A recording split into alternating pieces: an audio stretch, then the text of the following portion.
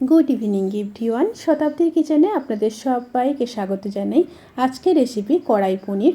এই রেসিপিটি রুটি, লুচি, নান, পোলাও, ফ্রায়েড রাইস এই সব কিছুর সাথে দারুণ যায়। কড়াই পনিরে যে ভাজা মশলা ব্যবহার করা হয়ে থাকে তা না দিয়ে বাজারে কিংবা বাড়িতে বানানো সবজি মশলা কিংবা মিট মশলা ব্যবহার করতে পারেন। তাতে টেস্টের কোনো হেরফের হবে না, বরং টেস্ট হবে আরও সাধারণ এবং খুবই সহজ পদ্ধতিতে দেখানোর চেষ্টা করেছি। তাহলে চলুন শুরু করা যাক আজকের এই সহজ রেসিপি। প্রথমে কড়াইতে সাদা তেল দিয়ে দেব। প্রায় 1.5 চামচ মতো সাদা তেল দিয়ে দিলাম। আর দিয়ে দিলাম 1 চামচ ঘি। আপনারা চাইলে কিন্তু পুরোটা ঘিতেই করতে পারেন। দিয়ে পনিরগুলোকে ভেজে নেব। এখানে পনির আছে 350 গ্রাম। পনিরগুলো হালকা ব্রাউন কালার করে ভাজা হয়ে গেছে। এরপর পনিরগুলোকে তুলে নেব।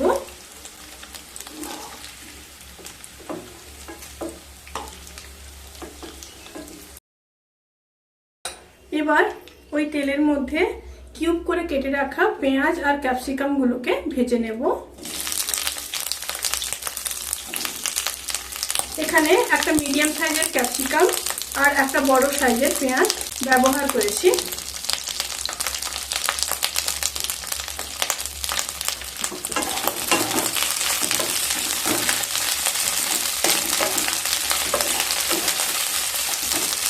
পেঁয়াজ আর ক্যাপসিকামগুলো হালকা ব্রাউন কালার করে ভেজে নেব। পেঁয়াজ আর ক্যাপসিকাম হালকা ব্রাউন কালার করে ভাজা হয়ে গেছে। এরপর পেঁয়াজ আর ক্যাপসিকামগুলোকেও তুলে নেব।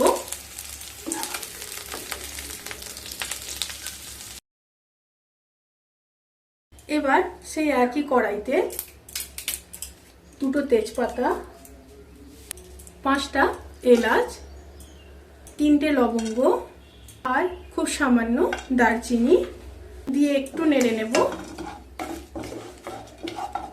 নেড়ে নেওয়ার পরে একে একে দিয়ে দেব একটা বড় সাইজের পেঁয়াজ,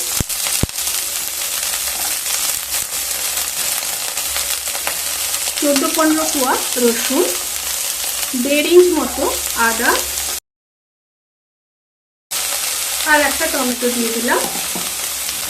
সমস্ত মশলাগুলোকে হালকা ভেজে নেব।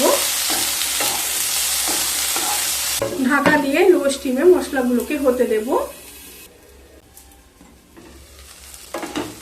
সমস্ত মশলাগুলো খুব সুন্দরভাবে কুক হয়ে গেছে। এরপর ঠান্ডা করে নিয়ে পেস্ট করে নেব। গ্যাসটাকে অফ করে দিলাম। মশলাগুলোকে অবশ্যই কিন্তু ঠান্ডা করে পেস্ট করবেন, তা না হলে মিক্সার গ্রাইন্ডারের মেশিন কিন্তু খারাপ হয়ে যাবে।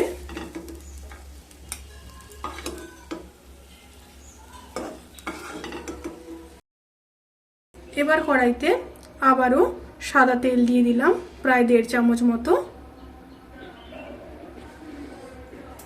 আর দিয়ে দিলাম 1 চামচ ঘি।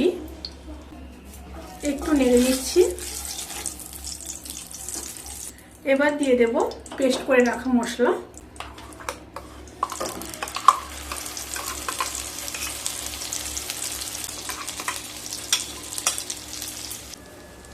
এবার একটু নেড়ে নেব।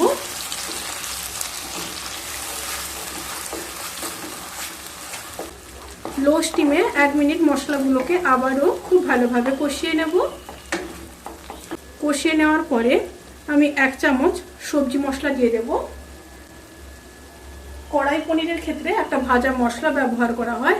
আমার যেহেতু এখানে বাড়িতে তৈরি স্পেশাল সবজি মশলা করা আছে, তাই আমি এখানে সবজি মশলা দিলাম। এখানে সবজি মশলা কিংবা মিট মশলাও ব্যবহার করতে পারেন। সবজি মশলার লিঙ্ক আমি আপনাদের দিয়ে দেব। আবারও একটু নেড়ে নিলাম। সবজি মশলা দিলে আর অন্য কোনো মশলা দেওয়ার কোনো রকমই দরকার নেই। আপনাদের হাতে যদি সবজি মশলা না থাকে, আপনারা কিন্তু এই জায়গায় রোস্টেড জিরে আর ধনের গুঁড়ো, লাল লঙ্কার গুঁড়ো, হলুদ ব্যবহার করতে পারেন। একটু কালারের জন্য এখানে আমি 1/2 চামচ কাশ্মীরি লঙ্কার গুঁড়ো ব্যবহার করলাম। আর খুব সামান্য হলুদ দিয়ে দিলাম। আবারও নেড়ে নেব। নেড়ে নিয়ে ফিটিয়ে নেওয়া 50 গ্রাম টক দই দিয়ে দেব।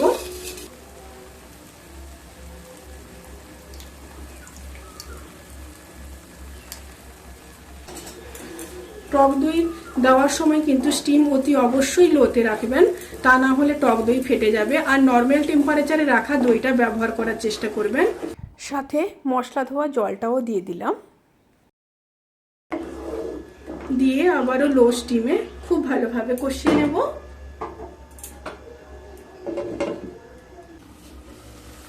মশলা কিন্তু খুব ভালোভাবে কষানো হয়ে গেছে, তেলও ছেড়ে দিয়েছে খুব ভালোভাবে। এরপর দিয়ে দেব গরম জল, অবশ্যই কিন্তু গরম জল ব্যবহার করবেন। প্রায় 200 ml মতো গরম জল দিয়ে দিলাম।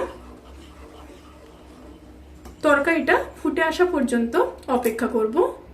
তরকারিটা ফুটে এসছে, এরপর ভেজে নেওয়া পনিরগুলোকে দিয়ে দিলাম। সাথে দিয়ে দেব ভেজে রাখা ক্যাপসিকাম আর পেঁয়াজ। সমস্ত উপকরণগুলোকে খুব ভালোভাবে মিশিয়ে নেব। মিশিয়ে নিয়ে 5 থেকে 7 মিনিট মিডিয়াম স্টিমে রান্না হতে দেব।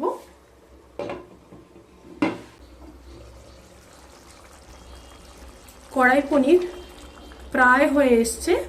এরপর নামানোর আগে 1 চামচ চিনি দিয়ে দেব, টেস্ট ব্যালেন্স করার জন্য অবশ্যই দিতে হবে। আর দিয়ে দেব 1/2 চামচ ঘি।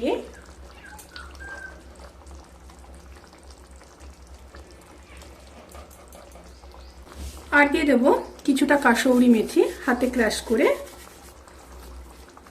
আপনাদের কাছে যদি কাসৌরি মেথি না থাকে তাহলে কিন্তু এই জায়গায় আপনারা ধনেপাতাও ব্যবহার করতে পারেন। আর ওপর থেকে দিয়ে দিলাম পরিমাণ মতো লবণ। আমি আসলে লবণটা দিতে ভুলে গেছিলাম। এবার একটু নেড়ে নেব। নেড়ে নিয়ে গ্যাস অফ করে দিয়ে ঢাকা দিয়ে 15 থেকে 20 মিনিট স্ট্যান্ডিং টাইমে রেখে তারপর সার্ভ করব। ভিডিওটি কেমন লাগলো প্লিজ কমেন্ট করে জানাতে কিন্তু ভুলবেন না। যদি ভালো লেগে থাকে তাহলে সাবস্ক্রাইব করে পাশে থাকা বেল আইকন ক্লিক করে নোটিফিকেশান অল করে রাখবেন। তাতে করে আমি যত রেসিপি দেবো সমস্ত লিঙ্ক আপনাদের কাছে পৌঁছে যাবে। আপনারা সবাই ভালো থাকবেন, সুস্থ থাকবেন, সাবধানে থাকবেন। আজকের মতো এই পর্যন্ত। পরের ভিডিওর জন্য অপেক্ষা করুন। টাটা।